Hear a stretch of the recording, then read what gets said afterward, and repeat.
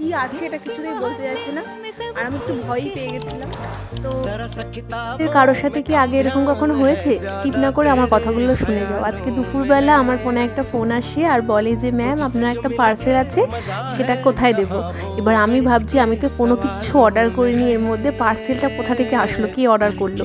তারপরে ফোনের SMS check করে দেখলাম এসএমএসও এসেছে। খালি ভাবছি অর্ডারটা কে দিল, আমার কয়েকজনকে ডাউট হয়, তাদের ফোনও করেছি, তারপর জানতে পারি যে অর্ডারটা একজন করেছে, বাট কি করেছে সেটা জানি না, সেটা সারপ্রাইজ ছিল। সেটার আনবক্সিং চলো করি, তোমরাও দেখে নাও।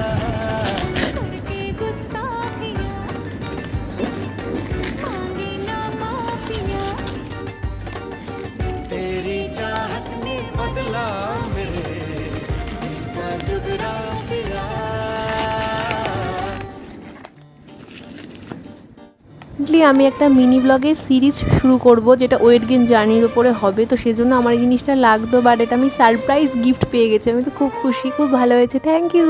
তোমাদের কেমন লাগলো জানিও। দেখা হচ্ছে নেক্সট ভিডিওতে।